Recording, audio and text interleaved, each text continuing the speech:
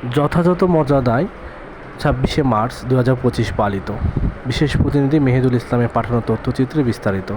জয়পুরহাট জেলার কালাই উপজেলা প্রশাসনের আয়োজনে সূর্যোদয়ের সাথে সাথে ৩১ বার তপধ্বনির মধ্য দিয়ে ২৬শে মার্চ বুধবার মহান স্বাধীনতা ও জাতীয় দিবসের কার্যক্রমের সূচনা শুরু হয়। তারপর বাসস্ট্যান্ড চত্বরে অবস্থিত মুক্তিযুদ্ধ স্মৃতিসৌধে প্রথম উপজেলা নির্বাহী অফিসার শামীমা আক্তার জাহান, এরপর কালাই থানার পক্ষে officer in charge OC Zahid Hossain, এরপর বিভিন্ন সরকারি ও বেসরকারি স্বায়ত্তশাসিত বিভিন্ন প্রতিষ্ঠান, বিভিন্ন রাজনৈতিক দল মুক্তিযুদ্ধ স্মৃতিসৌধে পুষ্পস্তবক অর্পণ করেন। সকাল ৯ ঘটিকায় কালাই সরকারি মহিলা কলেজ প্রাঙ্গণে কালাই উপজেলা মডেল মসজিদের ও ইসলামী সংস্কৃতি কেন্দ্রের পেশ ইমাম ও খতিব মোহাম্মদ মামুনুর রশিদ এর পবিত্র কোরআন তেলাওয়াত এবং মঈনুদ্দিন সরকারি উচ্চ বিদ্যালয়ের সহকারী শিক্ষক সমীর কুমার কুণ্ডু গীতা পাঠ করেন।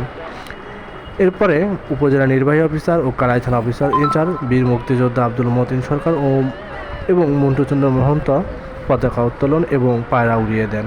এরপর কালাই থানা পুলিশ প্যারেড কমান্ডার উপজেলা প্রশাসনের কাছ থেকে প্যারেডের অনুমতি নেন। পরবর্তীতে বাংলাদেশ পুলিশ বাহিনী, আনসার বাহিনী, কালাই সরকারি মহিলা ডিগ্রি কলেজ এবং কালাই ডিগ্রি কলেজ সহ বিভিন্ন সরকারি বেসরকারি প্রতিষ্ঠান কুচকাওয়াজে অংশগ্রহণ করেন। এরপর স্বাধীনতা দিবসে আলোচনা সভা ও বীর মুক্তিযোদ্ধাদের সংবর্ধনা এবং অনুষ্ঠানে বিজয়ীদের পুরস্কার বিতরণ করা হয় এবং শহীদদের আত্মার মাগফিরাত কামনা করে মসজিদ, মন্দির, গির্জায় এবং বিভিন্ন উপাসনালয়ে বিশেষ প্রার্থনা করা হয়।